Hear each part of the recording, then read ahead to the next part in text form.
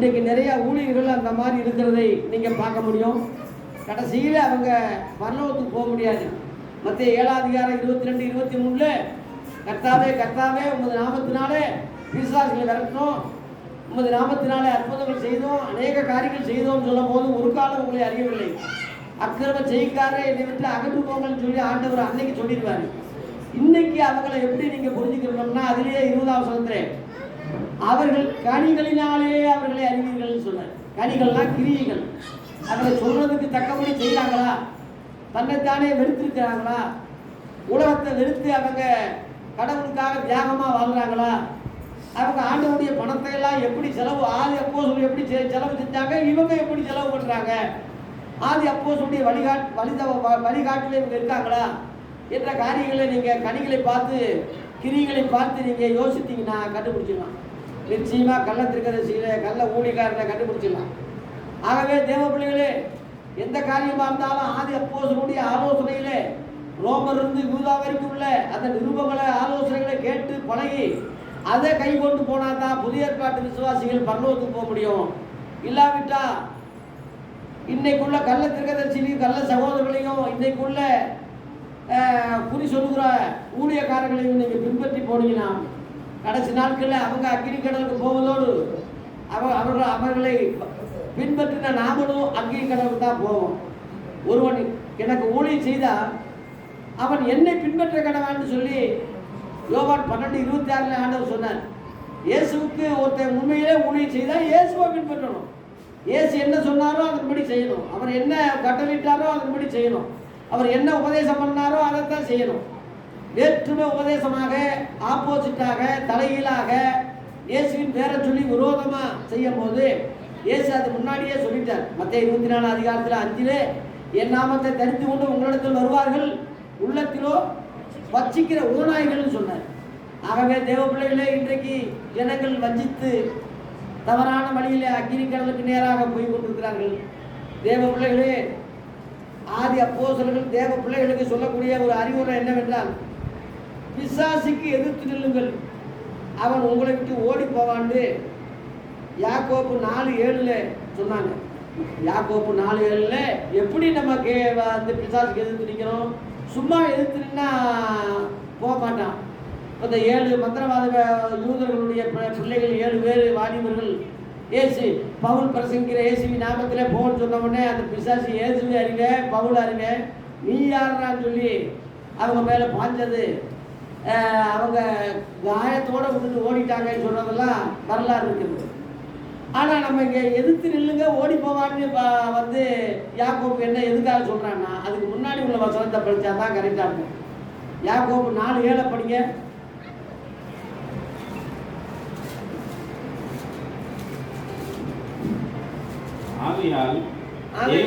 தேவனுக்கு கீழ்ப்படிந்திருங்கள், தேவனுக்கு கீழ்ப்படிந்திருங்கள், பிசாசுக்கு எதிர்த்து நில்லுங்கள்.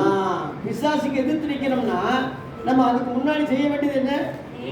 தேவனுக்கு நம்ம கீழ்ப்படியணும், தேவனுடைய வார்த்தைக்கு கீழ்ப்படியணும், தேவனுடைய சத்தியத்துக்கு கீழ்ப்படியணும்.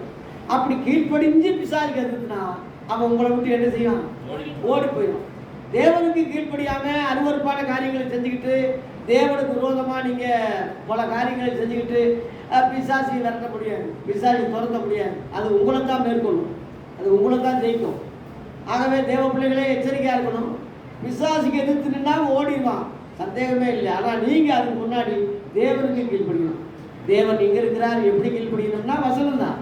அவருடைய வார்த்தைகள் வானமும் பூமியும் ஒழிந்து போனாலும் என் வார்த்தைகள் ஒழியாது என்று மத்திய 24:35 சொன்னாரே, அந்த வார்த்தைகளுக்கு தான் நீங்கள் கீழ்ப்படியணும். நான் கட்டளையிட்ட சகல வார்த்தைகளும் உலகம் முழுவதும் போய் எல்லா மக்களுக்கும் சொல்லுங்க, எல்லாரும் என்னை கடைப்பிடிங்கன்னு சொல்லி மத்திய 28 19-20 கடைசியில் பரலோகத்துக்கு போகும்போது இயேசு சொன்னார். மத்திய 10 சீசர்களுக்கு அந்த அதிகாரம் கொடுத்து பிசாசிகளை துரத்துங்கள் என்று சொன்னார். ஆகவே இந்த பிசாசிகளை நீங்கள் உலகம் முழுவதும், இன்னும் சொல்ல போனால் எபேசியர் 6 வான மண்டலத்தில் பொல்லாத ஆவிகள் சேனைகள் உலகம் முழுவதும் அவன் பறந்திருக்கிறான், அதை நிறைஞ்சிருக்கிறான். நீங்கள் எபேசியர் 6 11 பார்த்தீங்கன்னா, நீங்கள் பிசாசின் தந்திரங்களோடு எதிர்த்து நிற்க திராணி உள்ளவளமாக இருக்கு. பிசாசின் தந்திரங்களை எதிர்க்கணும். தந்திரம்னா பிசாசா வரமாட்டான். அவன் வேற ரூபத்தில் வருவான். பாஸ்டரா வருவான், பிஷப்பா வருவான், அவன் பெரிய தீர்க்கதரிசியா வருவான், மந்திரவாதம் செய்யக்கூடியவனா வருவான். இன்னைக்கு அநேக வெளிநாட்டிலிருந்து அநேக கள்ள தீர்க்கதரிசிகள், கள்ள ஊழியர்களை, பிசாசிகளை பேசக்கூடிய, துரத்தக்கூடிய அளவில் மாயாஜலம் மாதிரி டச்சுன்னா ஜனங்களை அப்படியே கீழே விழுந்து உருளுற மாதிரி அநேக மக்களை ஏமாற்றி இன்னைக்கு அநேக கள்ள தீர்க்கதரிசிகள் அநேகரை வஞ்சிச்சுக்கிட்டு இருக்கிறாங்க. தேவ பிள்ளைகளே, அதுக்கு நீங்கள் அடிமையிடக்கூடாது. வசனத்துக்கு சார்ந்து இருங்க. கர்த்தருக்கு கீழ்ப்படுகிறது. அதான் வசனத்தை சார்ந்து இருக்கும் போது பிசாசு ஓடிடுவான். இன்னைக்கு உலகம் முழுவதும் பிசாசுக்குள்ள தான் இருக்கு. இங்கே ஒருத்தன் பரிசுத்தமாக வாழ்வது, தேவனுக்கு பிரியமாக வாழ்வது பெரிய கஷ்டமான காரியம். வான மண்டலத்தில் உள்ள பொருளாதார ஆவிகளின் சேனைகளோடு உங்களுக்கு என்ன உண்டு? போராட்டம் உண்டு. அப்போஸ்தலர் சொன்னாங்க, இயேசு இந்த உலகத்தின் அதிபதி வருகிறான், இவனிடத்துல எனக்கு எந்த இதுவும் கிடையாதுன்னு சொல்லி யோவான் 14:30 சொன்னார். 1 யோவான் 5:19 இந்த உலகம் முழுவதும் பொல்லாங்கனுக்குள்ள கிடக்கு அப்படின்னு போட்டுருக்கு. வெளிப்படுத்தின விசேஷம் 2:13 இந்த பூமியில சாத்தான் சிங்காசனம் போட்டு உட்கார்ந்துருக்காங்க அப்படின்னு போட்டிருக்கு. ஆகவே இந்த உலகம் முழுவதும் சாத்தானுடைய கண்ட்ரோல்ல, சாத்தானுடைய பிடியில் இருக்கு. இந்த உலகத்தை ரட்சிக்க இயேசு இந்த உலகத்துக்கு முத வந்தபோது இயேசுவையே பாவம் செய்ய தோண்டினா, இயேசுவையே சோதிச்சான். எப்படி சோதிச்சான்னா, முத பசி அடிப்படையில் சோதிச்சான். ரொம்ப பசி வந்தால் 10 பறந்துருன்னு சொல்கிறாங்க இல்லையா? ஆண்டவருக்கு நிறைய பசி எடுத்தது. 40 நாள் உபவாசம் இருந்தார். நிறைய பசி எடுத்ததுனால அதை பயன்படுத்தி இந்த கண்ணுகளை அப்பங்களாக்கும்படி சொல்லும். செய்யும். பெரிய தேவகுமாரம் இருந்தால் செய். அப்போ அந்த பசியை இயேசு பயன்படுத்தி, எனக்கு அந்த அதிகாரம் இருக்குல்ல, நான் செஞ்சிடறேன் அப்படின்னா செஞ்சிட முடியும். ஆனால் பிசாசு சொல்லுவான், நான் சொல்லி தான் நீ செய்த, எனக்கு நீ கீழ்படுத்திட்ட, என் வார்த்தையின் படியே நீ செய்த, நீ அடிமை தான், தோத்துட்ட போன்னு சொல்லி பிசாசு சொல்லிடுவான். அதனால இயேசு அதை ஜெயித்தார். மனுஷன் அப்பத்தினாலே மாத்திரமல்ல, தேவனுடைய வாயிலிருந்து புறப்படுகிற ஒவ்வொரு வார்த்தையினாலும் பிழைப்பான்னு சொல்லி சொன்னாரு. அதுக்கு பிறகு அவன் இன்னொரு சோதனை செய்தான். உலகம் முழுவதும் தர்றேன், எல்லா நாடுகளும் தர்றேன், பொண்ணு வெள்ளி எல்லாத்தையும் காமிச்சான். பண ஆசை. உலகம் முழுவதும் உனக்கு தர்றேன்னு சொல்றது பதவி ஆசை. உலகத்தின் அதிபதியா நீ இருன்னு சொல்றது பதவி ஆசை. ஆகவே பசியும் கவர்ச்சியான உலக பிரகாரமான ஆடம்பரங்களையும் பதவி ஆசையும் இயேசு வெறுத்ததுனாலே அப்பளவோ சாத்தானேன்னு சொல்லி அவனை துரத்தி மேற்கொண்டான். கடைசியில் அவன் சொன்னது, எனக்கு காலில் விழுந்து கும்பிடுன்னு சொன்னான். ஒரு தேவனாகி கர்த்தரை பணிந்து கொண்டு அவர் ஒருவருக்கே ஆராதனை செய்வாயாக என்று எழுதியிருக்கேன்னு சொல்லி வசனத்தை வைத்தே சாத்தானை ஏற்றி ஜெயித்தார்.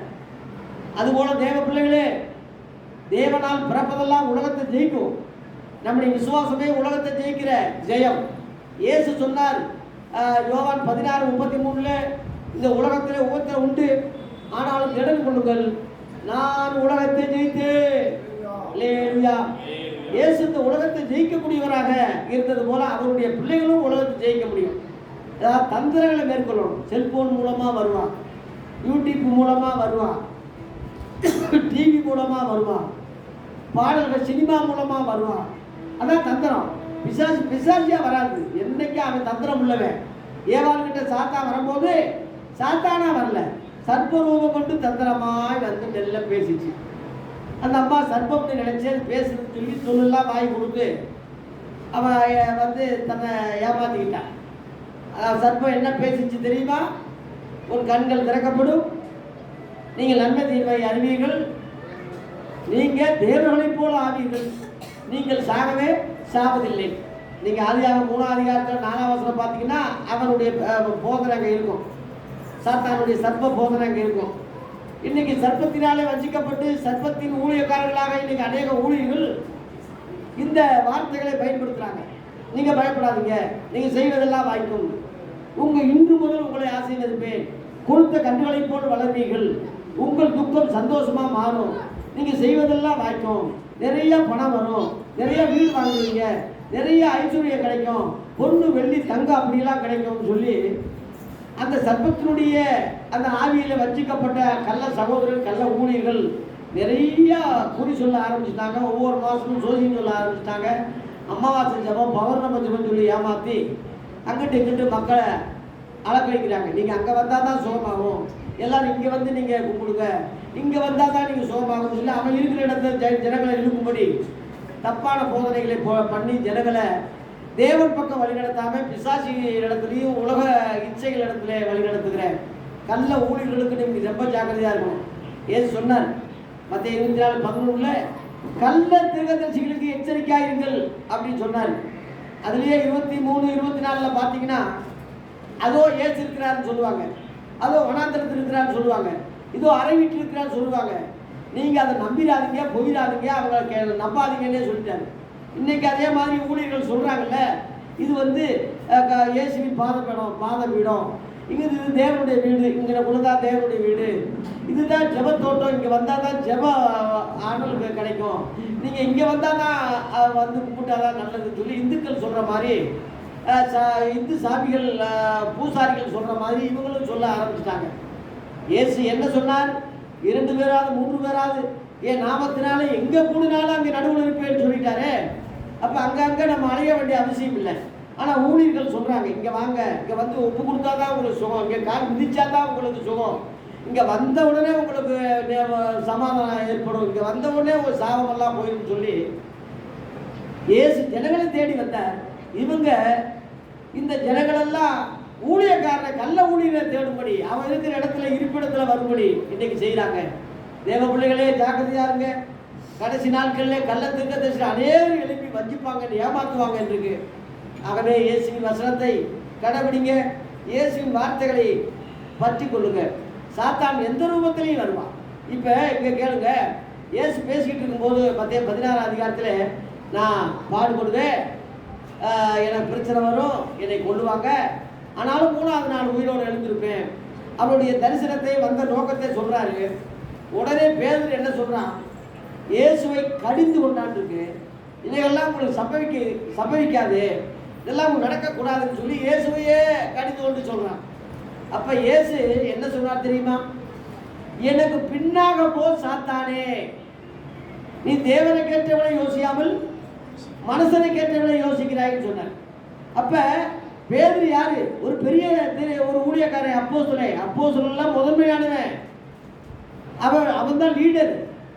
அப்போ அவனை பார்த்து இயேசு சொன்னது பின்னாக போ சாத்தானே. அவனை பார்த்து சொல்லலை, அவனுக்குள்ள அந்த சாத்தான் நுழைஞ்சு இயேசுகிட்டேயே சொல்லி பேதுரு சொன்ன மாதிரி இயேசுகிட்டேயே நடிச்சான், ஏமாத்துறான். இயேசுவை ஏமாற்ற முடியுமா? எனக்கு பின்னாக போ சாத்தானேன்னு சொல்லி தெரிஞ்சு, அதனால பிசாசு தான் நம்ம வாயிலிருந்து பேசணும். ஆக ஊழியக்காரங்க வாயிலிருந்து கூட ஒரு பிசாசு பேசலாம். அப்போ நான் பேசுகிறேன்னா நான் சொல்கிறதெல்லாம் நீங்கள் அப்படியே நம்பிடக்கூடாது, அப்படியே ஏற்றுக்கொள்ளக்கூடாது. என்னை கூட சாத்தான் பயன்படுத்த முடியும், என் வாயின் வார்த்தைகளை உங்களுக்கு சொல்லி அதில் உங்களை ஏமாற்ற முடியும். நான் அஜாக்கிரதையாக இருந்தா, கவனம் இல்லாதவனாக இருந்தா, நான் மந்த இருதயம் உள்ளவனாக இருந்தா என்னை பிசாசு பயன்படுத்துவான். இயேசு சொன்ன மாதிரி நான் சொல்லுவேன், நீங்கள் அப்படியே கீழ்ப்படுவீங்க, ஏமாந்து போயிடுவீங்க. பேதுருவை பயன்படுத்திய அந்த சாத்தான் யூதாசை பயன்படுத்தினான். உங்களுக்குள் ஒருவன் பிசாசியா இருக்கிறானே ஏன் சொன்னாரே, நீ செய்ய வேண்டியது சீக்கிரம் செய்யுன்னு சொல்லி யோவான் 13ஆம் அதிகாரத்தில் அங்கே யூதாசை சொன்னார். அந்த யூதாசை சொன்னதாகத்தான் அநேகர் நினைச்சாங்க.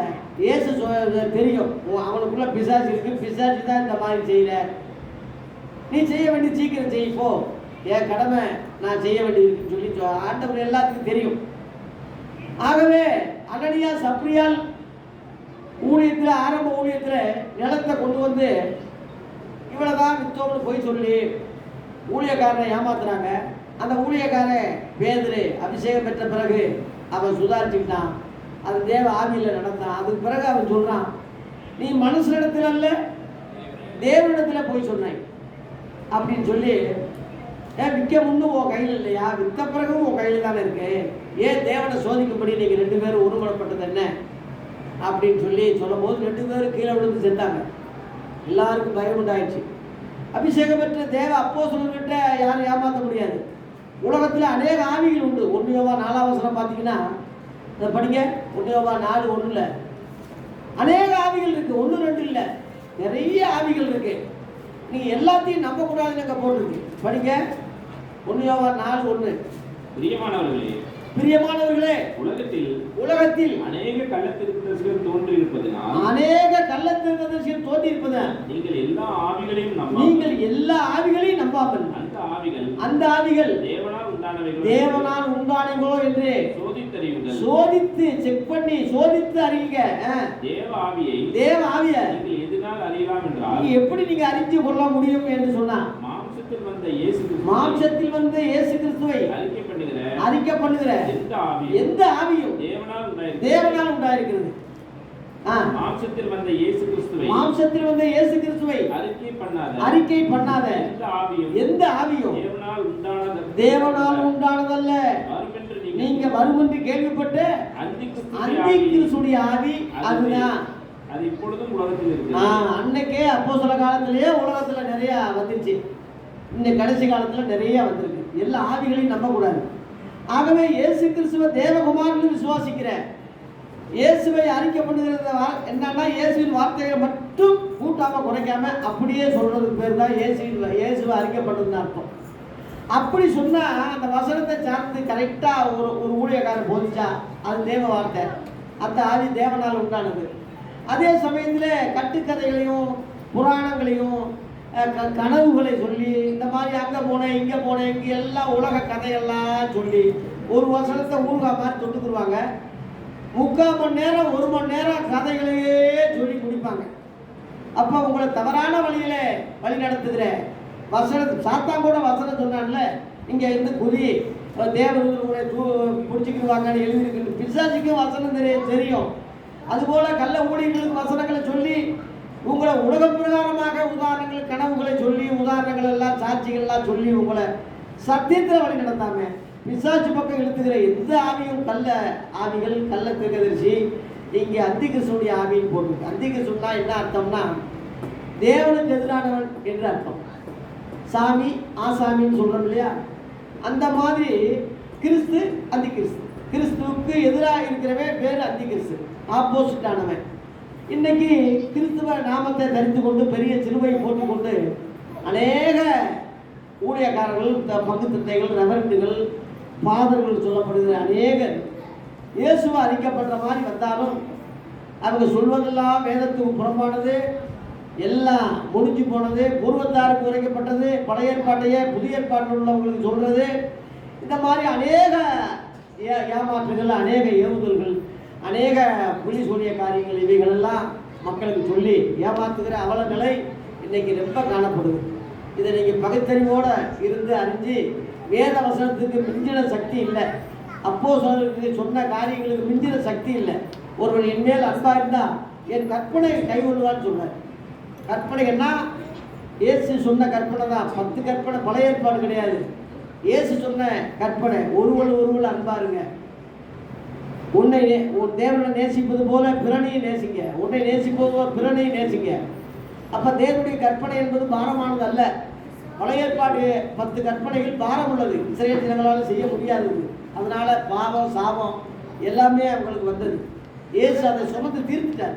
தீர்த்த பிறகு இனிமேல் பாவம் செய்யாதீங்கன்னு சொன்னார். ரோமர் 10:4 இயேசு கிறிஸ்து நியாயப்பிரமாணத்தில் முடிவாக இருக்கார். கலாத்தியர் 3:13 மரத்தில் தூக்கப்பட்ட எவனும் சபிக்கப்பட்டவன் எழுதியிருக்கிறபடி கிறிஸ்து நமக்காக சாபமாகி நியாயப்பிரமாண சாபத்திலிருந்து நம்மை நீங்களாக்கி மீட்டுக் கொண்டார். 1 யோவான் 2:2 நம்முடைய பாவங்களை நிவர்த்தி செய்கிற கிருபாதாரப்படி அவரே நம்முடைய பாவங்களை மாத்திரமல்ல சர்வலோகத்தின் பாவங்களை நிவர்த்தி செய்கிற வழியா இருக்காரு.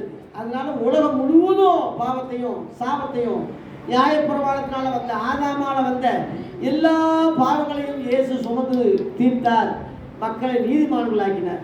ரோமர் 5:19 ஒருவனுடைய கீழ்ப்படியாமையினாலே அநேகர் பாவிகளாக்கப்பட்டது போல ஒருவனுடைய கீழ்ப்படிதினாலே அநேகர் நீதிமான்களாக்கப்படுறாங்க. அதுலேயே 9 இயேசு கிறிஸ்துவின் ரத்தத்தினாலே நாம் நீதிமானாக்கப்பட்டிருக்கோம் இருக்கு.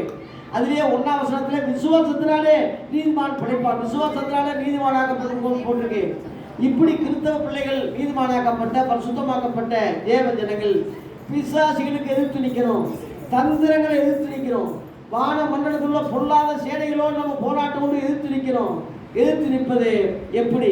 தேவனுக்கு கீழ்ப்படிந்து பிசாசுக்கு எதிர்த்து நிற்கிறோம். தேவனுக்கு கீழ்ப்படிதல்னா என்ன? எதுக்கு எடுத்தாலும் ஜெபம் பண்ணுங்க, எதுக்கு எடுத்தாலும் வசனத்தை சார்ந்து ஒரு முடிவு எடுங்க. உங்கள் முன்னோர்கள் சொல்கிறத கேட்காதீங்க. அவங்க கிறிஸ்தவளாக இருக்கலாம், சாமியார்கள் சொல்கிறது, பில்லி சூனியம் செய்கிறது, மந்திரம் ஓதுறது, உலக பிரகாரமான காரியங்களை இன்றைக்கி நிறையா ஊழியர்கள் செஞ்சுக்கிட்டு இருக்கிறாங்க. நிறையா விசுவாசிகள் இன்றைக்கி சர்ப்பத்தினாலே வஞ்சிக்கப்பட்டு குறிகாரங்களை அண்டர் கிரவுண்டில் தேடுறாங்க. தெரியாமல் மந்திரம் ஓதுறது, தெரியாமல் அந்த பூசாரியை, தெரியாமல் அந்த குறிகாரங்கிட்ட போகிறது, தெரியாமல் அங்கே பொங்கல் வைக்கிறது, அங்கே வேளாங்கண்ணிக்கு போய் அங்கே நேர்த்திக்கடன் செய்கிறது. இந்த மாதிரி அண்டர் கிரவுண்டில் நிறையா விஷயங்கள் கர்த்தருக்கு அருவருப்பான, கர்த்தருக்கு விரோதமான காரியங்கள் செஞ்சுக்கிட்டு இங்கிட்டு இயேசுவை கும்பிடுறோம்னு சொல்லி இங்கிட்டு வந்துக்கிட்டு இருந்தா உங்களை நீங்களே ஏமாத்திக்கிட்டு இருக்கீங்க, உங்களை நீங்களே வஞ்சிச்சிருக்கீங்க. தேவ சமூகத்துக்குள்ள நீங்கள் நிற்கவே முடியாது. தேவ பிள்ளைகளே, கர்த்தர் தெய்வமானா கர்த்தரை பின்பற்று, பாகால் தெய்வமானா பாகாலை பின்பற்று. ஆகவே ரெண்டு எஜமான்களுக்கு ஒருத்தர் ஊழியம் செய்ய முடியாது. இருமணி உள்ளவன் தன் வழிகளெல்லாம் நிலையற்றவனாக இருக்கிறான்னு போட்டுக்கிறது. அதனால தேவ பிள்ளைகள் தேவனையும் வசனத்தையும் தான் சார்ந்திருக்கணும். கடைசி நாட்கள்ல வசனம் சொல்லுகிறது, உலக திருப்போனிலும் உங்களில் இருக்கிறவர் பெரியவர். அந்த உங்களில் இருக்கிற பெரியவர் சொல்லும் போது அவர் இவருக்கு மரியாதையா இருக்கு. முதல் சொல்லும் போது உலக திருப்போனிலும் சொல்லும் போது அவே வேன் போட்டிருக்கு. அதான் சாத்தான். அதனால உலகம் முழுவதும் அவன் ஆண்டு கொண்டிருக்கிறான். அந்த அவனை விட உனக்குள்ள இருக்கிறவர் பெரியவர். அல்லேலூயா. நீ என்னைக்கு இயேசுவை ஏற்றுக்கொண்டாயோ அன்னைக்கே இயேசு உனக்குள்ள வந்துடுறாரு. வசனம் உனக்குள்ள இருக்கிறது. நான் சொன்ன வசனம் உங்களுக்குள்ள இருக்குன்னு சொல்றாரு. நீங்க என்னிலும் என் வார்த்தை உங்களிலும் நிலைத்திருந்தாலும் இருக்கு. அப்படியே வந்தவனே போயிடக்கூடாது, நிலைச்சு நிற்கணும். இயேசு கிறிஸ்து உங்களுக்குள்ள நிலைச்சிருந்தாருன்னா உங்களை பிசாசு சுத்திக்கிட்டே இருப்பான், உங்களுக்குள்ள வர முடியாது. 1 பேதுரு 5:8 என்ன போட்டிருக்குன்னா 5:7 எவனை விழுங்கலாமே என்று வகை தேடி உங்கள் எதிராளிய பிசாசானவன் உங்களை சுற்றி திரிகிறான். போட்டு உள்ள வர முடியல, சுற்றி திரிஞ்சுக்கிட்டு இருக்கான், உள்ள வர முடியல. ஏன் உள்ள வர முடியல? உனக்குள்ள இருக்கிறவர் பெரியவர். அல்லேலூயா. உனக்குள்ள உள்ளவர் சிறந்தவர். குறிகாரனை விட, பூசாரியை விட, ரெவரண்டை விட, போப்பை விட, இன்னைக்குள்ள பிசப்புகளை விட, இன்னைக்குள்ள கள்ள ஊழியர்களை விட இயேசு பெரியவர். உனக்குள்ள உள்ளவர் பெரியவர். அவர் என்ன சொல்றாருன்னு வசனம் மூலமா அறிந்து கொள், வசன அடிப்படையில் புரிந்து கொள். அப்பொழுது யாருக்கு நீ பயப்பட வேண்டிய அவசியம் இல்லை. எதுக்கெடுத்தாலும் பிசாசி, எதுக்கெடுத்தாலும் பிள்ளி சூனியம், எதுக்கு நோய்க்கு பாரு, பேய்க்கு பாரு, பணம் வேற, இந்த மாதிரி நிறைய காரியங்களை விசுவாசிகள் கெட்டு போறாங்க, பின்வாங்கி போறாங்க, வஞ்சிக்கப்படுறாங்க. தேவ பிள்ளைகளே, நீங்க ஜாக்கிரதையா இருக்கணும். பிசாசுடைய தந்திரங்கள் எந்த ரூபத்தில் வந்தாலும் எதிர்த்து நிற்கணும். அது பாரம்பரியத்தின் மூலமா வந்தாலும் சரி, ஜாதி கட்டுப்பாட்டிலிருந்து வந்தாலும் சரி, எந்த சூழ்நிலையிலும் அவன் தந்திரங்களை எதிர்த்து நிற்கணும். தந்திரமா வருவான், ஏமாத்துவான், நயந்து பேசுவான். ஏவாள் அப்படித்தான் வஞ்சிக்கப்பட்டால் பின்னாடி என்ன செய்ய முடியும்? வஞ்சிக்க அந்த பாவத்தை எல்லாம் ஏசு சுமந்து தீர்த்தார், சாபத்தை எல்லாம் சுமந்து தீர்த்தார். இனிமேல பாவம் செய்யாதீங்கன்னு சொல்றார். ஆகவே தேவ பிள்ளைகளே, உலகம் உங்களுக்குள்ள இருந்தா இயேசு வெளியே தான் இருப்பார். இயேசு உங்களுக்குள்ள இருந்தால் உலகம் வெளியே நிற்கும், சாத்தானும் அப்படியே சுத்திக்கிட்டே இருப்பான். உங்களுக்குள்ள இருப்பதுன்னா அர்த்தம் என்ன? 2 கொரிந்தியர் 13:5 இங்க அப்போஸ்தலனாகிய பவுல் என்ன சொல்றான்னா, 2 கொரிந்தியர் 13:5 நீங்கள் விசுவாசம் உள்ளவர்களோ என்று உங்களை நீங்களே சோதித்து பாருங்க, உங்களை நீங்களே பரிசுத்து பாருங்க, உங்களை நீங்களே பரிசு செய்து பாருங்க. இயேசு கிறிஸ்து உங்களுக்குள் இருக்கிறார் என்று உங்களை நீங்களே அறியீர்களா? உங்களை நீங்களே நீங்க தெரியலையா? நீங்கள் பரீட்சைக்கு இல்லாதவர்களா? நீங்கள் பரீட்சைக்கு, அதாவது சோதனைக்கு, செக்கப்புக்கு நீங்க ஒருவேளை நிக்காவிட்டா அறியீர்கள், அதை நீங்க அறிந்து கொள்ள முடியாது. நாங்களும் அப்போ சொல்றாங்க, நாங்களும் பரீட்சைக்கு இல்லாதவர்கள் அல்ல. நாங்க சோதனைக்கு விட்டு ஓடல, பரீட்சை வரும்போது நாங்க அதுல ஃபெயில் ஆகல, நாங்க அதுல நின்றதுனால அறிவீர்கள் என்று நம்புகிறேன். நாங்க அதை மேற்கொண்டிருக்கோம், நாங்க அறிஞ்சிருக்கிறோம், எங்களை பின்பற்றுங்க. 1 கொரிந்தியர் 11:1 நான் கிறிஸ்துவை பின்பற்றுவது போல நீங்க என்னை பின்பற்றுங்கன்னு சொல்லிட்டாங்களே. அதுதான் இயேசுவை பின்பற்றுவதுக்கு அர்த்தம். அப்போஸ்தலர்களை இன்னைக்குள்ள அப்போஸ்தலர்கள் கிடையாது, ஆதி அப்போஸ்தல காலத்தில் உள்ள அந்த அப்போஸ்தலர்களை பின்பற்றணும். எப்படி பின்பற்ற முடியும்னா அவங்க நிருபங்கள் இருக்கு, ரோமர்லேருந்து யூதா வரைக்கும் அவங்க எழுதுகிற நிருபங்கள் இருக்கு. இன்னைக்கு கூட வேத பாடத்தில் தீர்த்து நிருபத்தை நம்ம வாசித்தோம். அதில் நிறைய அறிவுரைகள், நிறைய ஆலோசனைகள், நிறைய சத்தியங்கள் அதில் நிறைஞ்சிருக்கு. இதில் நீங்கள் உட்கொண்டு இந்த வழியில் நீங்கள் நடந்தால் அநேக ஆவிகளுக்கு நீங்கள் ஏமாற மாட்டீங்க, அநேக அசுத்த ஆவிகளுக்கு ஏமாற மாட்டீங்க. நீங்கள் தேவனால் பிறந்ததுனாலே உலகத்தை ஜெயிப்பீங்க, பிசாசையும் ஜெயிப்பீங்க. அல்லேலூயா. வெளிப்படுத்துற விசேஷம் 12ஆம் அதிகாரத்தில் 9ஆம் வசனத்தில் பிசாசு இப்போ அங்கிருந்து தள்ளப்பட்டிருக்கான், பரலோகத்திலிருந்து தள்ளப்பட்டான்.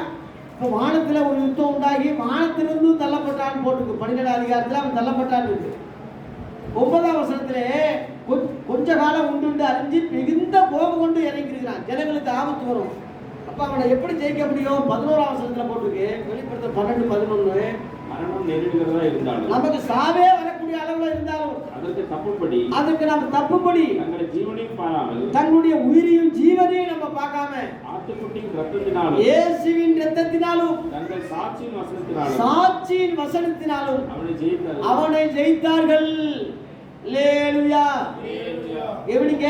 சாட்சியின் வசனம். இயேசு பிசாசியை துரத்தினாரு, அப்போஸ்தலர் துரத்தினாங்க. ஆனா சாதாரண மனுஷன் துரத்த முடியாது. துரத்துனா நீ யாருன்னு கேட்கும். நீ துரத்துறதுக்கு நீ யாரு? இப்போ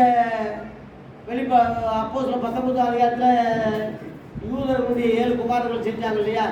பவுல் பிரசங்கிற இயேசுவின் நாமத்தில் நீ போன்னு சொல்லும் போது பவுலுக்கு எதிர்த்து பேசுறது போய், ஏய் பவுலே அறிவேன், இயேசுவையும் தெரியும், நீ யாருடா? உடனே பாஞ்சு அவங்க காயங்களோட ஓடினாங்கன்னு நீங்கள் கேட்கலையா? அதுபோல் நம்ம தகுதி இல்லாவிட்டா, சரியில்லாவிட்டா பிசாசு உங்களை ஜெயிக்கும், உங்களை மேற்கொள்ளும். அது போகாது. இயேசுவி நாமத்தில் போ அப்படின்னு சொன்னீங்கன்னா, ஏய் நீ யாருடா சொல்கிறதுக்கு? நீ இந்த மாதிரி பாவம் செஞ்சுக்கிட்டு இருக்க, நீ அண்டர் கவர்னில் இப்படி குறிச்சிக்கிட்டு இருக்க, நீ அண்டர் கவர்னில் உன் மனைவிக்கு விரோதமாக காரியம் செஞ்சுக்கிட்டு இருக்க, இந்த மாதிரி பாஸ்டருக்கு தெரியாமல் விஷயம் செஞ்சுக்கிட்டு இருக்க, நீ எனக்கு சொல்லுறியா? அவனை பிசாசு மேற்கொள்ளும். ஆனால் சாட்சியின் வசனம்னு என்ன போட்டிருக்குன்னா, நீ சாட்சியாய் வாழ்றது அண்டர் கவர்னிலும் சரி, வெளியிலையும் சரி, ஊர்லையும் சரி, உலகத்திலையும் சரி, அந்த எல்லா ஜனங்கள்லையும் நீ சாட்சியா இருந்து ஆட்டுக்குட்டியின் ரத்தம், இயேசுவின் ரத்தத்தை பயன்படுத்தினா அவன் ஓடி போயிடுவான். இதுதான் ரகசியம்.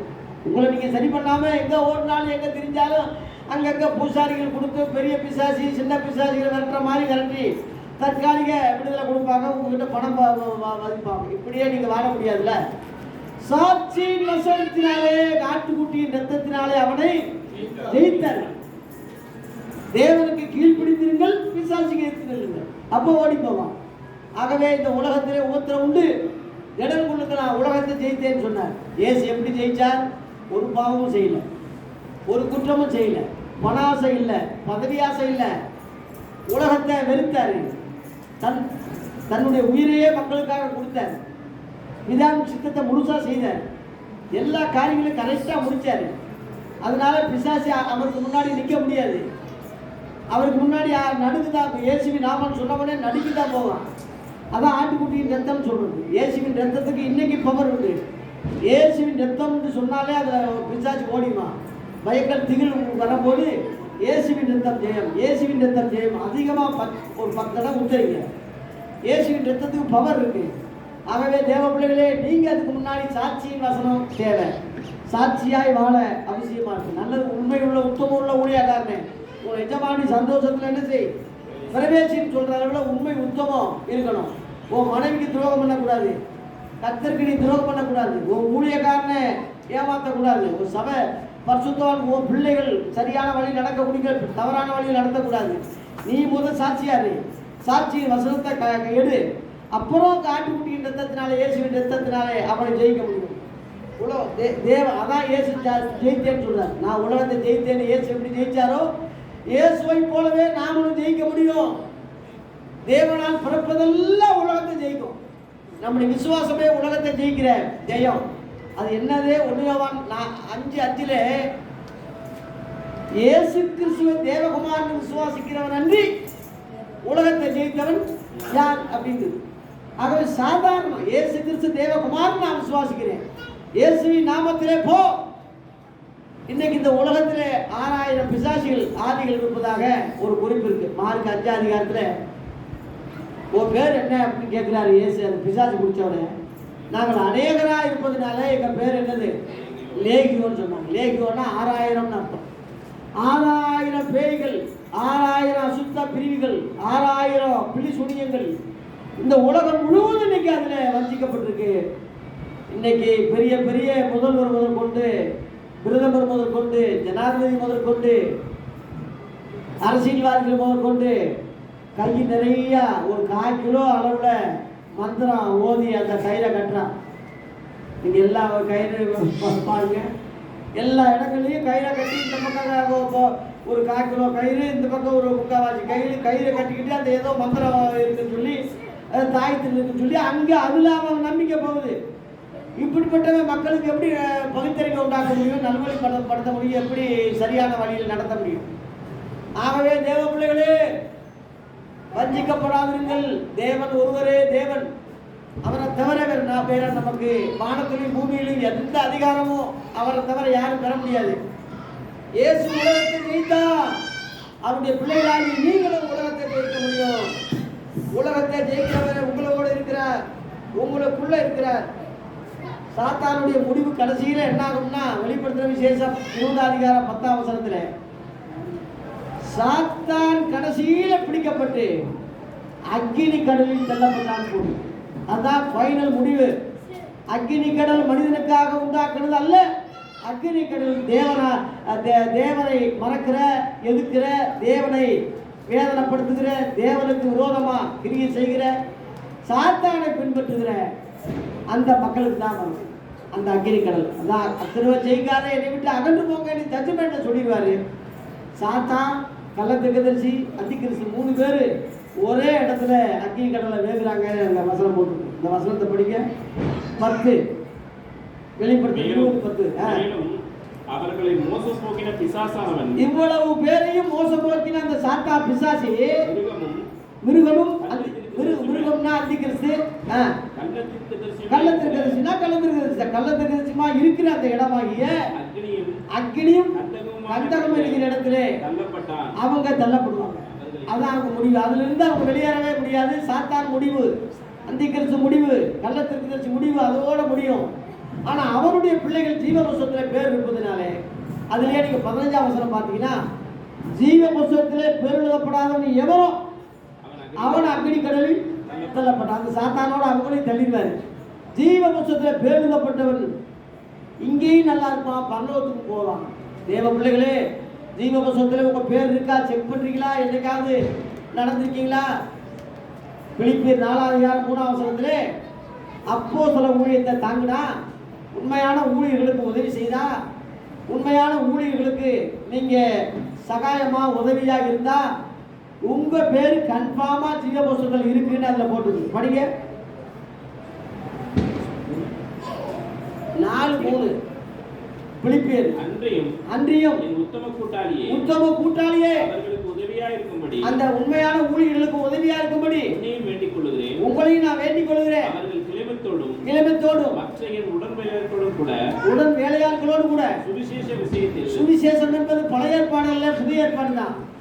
புதிய ஏற்பாட்டில் ஊழியம் செய்கிற அந்த சுவிசேஷ வேலைக்கு என்னோட கூட மிகவும் பிரயாசப்பட்டாங்க. என்னோட கூட மிகவும் அந்த சுவிசேஷ விஷயத்துல போராடி உதவியா இருந்தாங்க. அவர்களுடைய நாமங்கள், இதான் பாயிண்ட், அவங்களுடைய பெயர்கள் ஜீவ புஸ்தகத்தில் இருக்கு, ஜீவ புஸ்தகத்திலே எழுதியிருக்கிறது. அல்லேலூயா.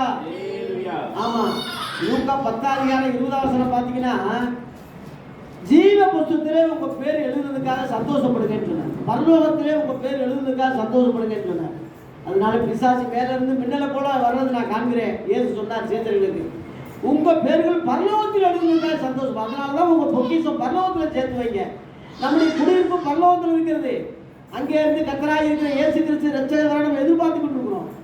நிலையான நகரம் நமக்கு இங்கே இல்லை. வரப்போவதே நாடி தேடுகிறோம். அல்லேலூயா. இந்த பூமியில் இருந்தாலும் நம்ம அந்நியரும் பரதேசிகள் தான். நம்முடைய குடியிருப்பு பரலோகத்தில் இருக்கிறது, பூமியில் உள்ளவைகள் அல்ல. மேலானவர்களே நாடுங்க, மேலானவர்களே தேடுங்க. இன்னைக்கு உள்ள ஊழியர்களை பின்பற்றாதீங்க, இயேசு கிறிஸ்துவை பின்பற்றுங்க. சாத்தான் முடிவு போல கள்ள ஊழியர்களும் கள்ள தீர்க்கதரிசிகளும் இயேசுவை பின்பற்றாத அநேக மக்களும் குருட்டுத்தனமா இவர்களுக்கு குருடன் வழிகாட்டினா எல்லாரும் குழியில் எப்படி விழுந்துருவாங்க. உண்மையான பிள்ளைகள் ஜெயித்து இருப்பாங்க, வெற்றியோடு இருப்பாங்க, மனம் கலங்காம இருப்பாங்க, சந்தோஷமா இருப்பாங்க, வைராக்கியமா இருப்பாங்க. ஏன் அப்படின்னா உலக திருப்போடியிலும் அவங்களோடு இருக்கிறவர் பெரியவர். இந்த செய்தியை நிறைவு செய்ய, உலக திருப்போடியில் நம்மோடு இருக்கிறவர் பெரியவர், உங்களோடு இருக்கிறவர் பெரியவர். உங்களை விட பெரியவர் யாருமே இல்லை. அதனால எந்த காரியம் இருந்தாலும் அந்த பெரியவருக்கு மதிப்பு கொடுங்க, பெரியவரை பின்பற்றுங்க, பெரியவர் வார்த்தையை கவனிங்க. விளக்கம் தெரியாவிட்டால் உண்மையான ஊழியர்களுக்கு அர்த்தத்தை தெரிந்து கொள்ளுங்க. நிருபங்களையே தொடர்ந்து படிங்க. வசனத்தினாலே, சாட்சியின் வசனத்தினாலே சாத்தானை ஜெயிப்போம். உலகத்துப்படி நம்மோடு இருக்க ஒரு பெரியவர், உலகத்தில் உள்ள எல்லா பிசப்பு, எல்லா போப்புகள், எல்லா பங்கு தந்தைகள், எல்லா கள்ள தீர்க்கதரிசிகள், எல்லா ஊழியர்களோட தேவன் பெரியவர். அவர் உங்களுக்குள்ளே இருக்கிறார். அவரை மாத்திரம் சார்ந்து கொள்ளுங்க, அவரை மாத்திரம் பற்றி கொள்ளுங்க.